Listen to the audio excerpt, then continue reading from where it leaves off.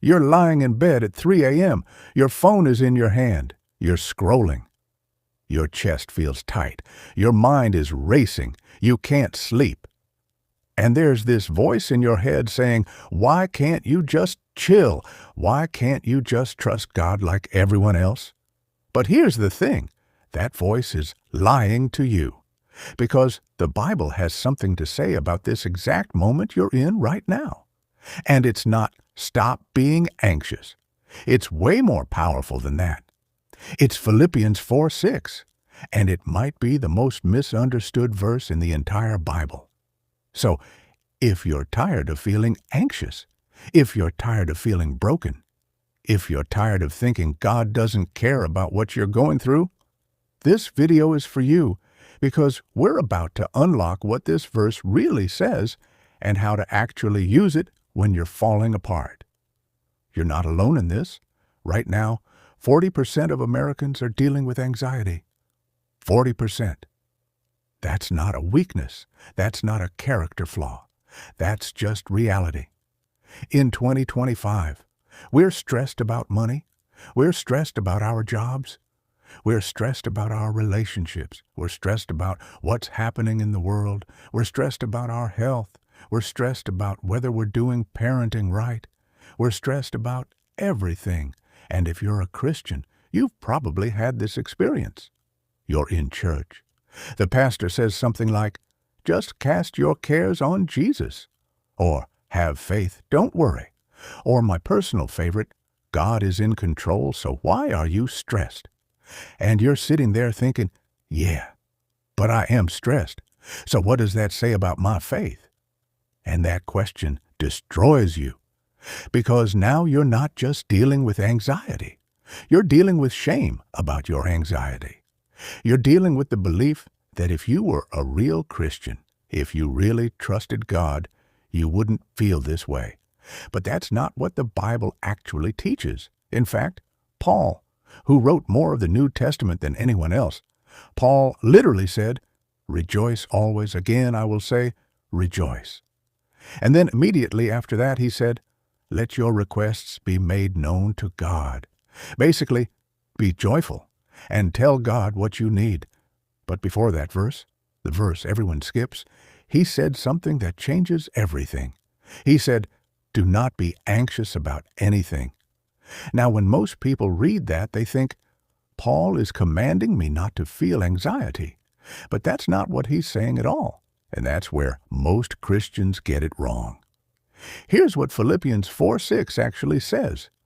Do not be anxious about anything, but in every situation, by prayer and petition with thanksgiving, present your requests to God. Now, the first part sounds like a command. Do not be anxious.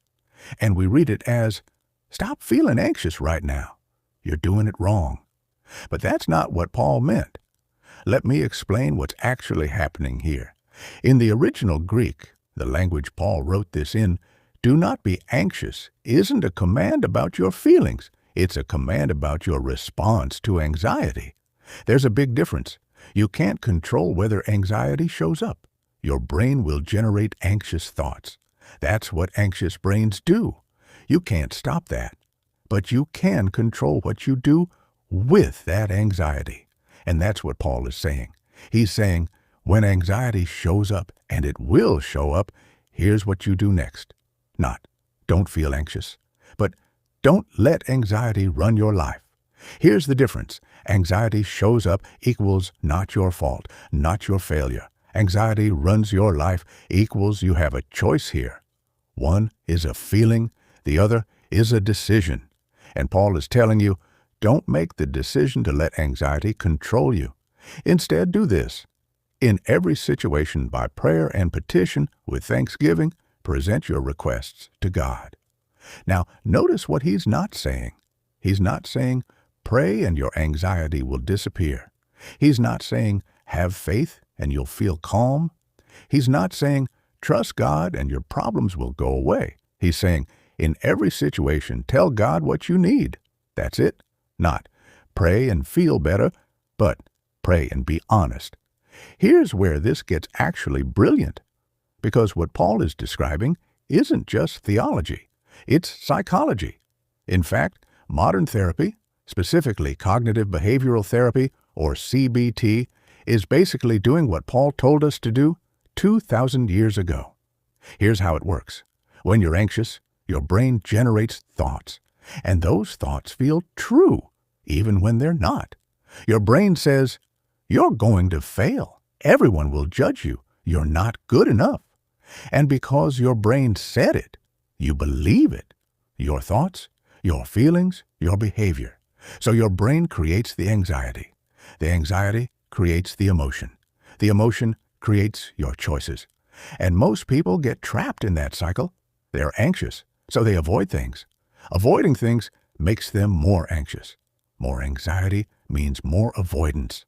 And the cycle spirals. But, and this is the key, there's one place in that cycle where you have power. And it's not your thoughts. You can't just decide to think differently, and it's not your feelings. You can't just decide to feel calm, but you can decide what you do next. And that's what prayer is. Prayer is breaking the cycle. When your brain is screaming anxious thoughts, prayer is saying, "Okay, brain, I heard you, but I'm going to do something different." And here's where with thanksgiving comes in, the part everyone glosses over. Present your requests to God with thanksgiving. This isn't be grateful for your problems. This is identify what you're grateful for, even in the problem, because your anxious brain is looking for threats. Your anxious brain is saying, everything is falling apart. Everything is bad. But gratitude is your brain's way of saying, okay, but this is still good, and this is still true, and I still have this. It's not toxic positivity. It's not ignoring the problem. It's redirecting your brain's attention. Your anxious brain, everything is bad. Your grateful brain, some things are hard, and some things are still good. And that shift, that tiny shift, changes everything. So let me walk you through what Philippians 4:6 actually looks like in real life. It's Tuesday morning. You just got called into your boss's office.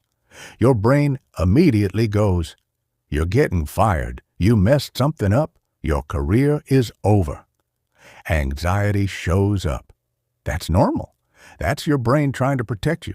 Now, in the old way, you would panic. Think catastrophic thoughts.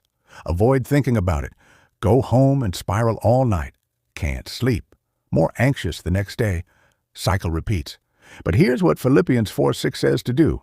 Your boss closes the door. Anxiety shows up. But instead of letting it control you, you acknowledge it. Okay, I'm anxious right now. That's real. You pray, not like formal prayer, just, "God, I need help. I'm scared." You present your request. You tell God specifically, "I need to know I'm still okay, even if I lose this job. I need wisdom for this conversation. I need peace."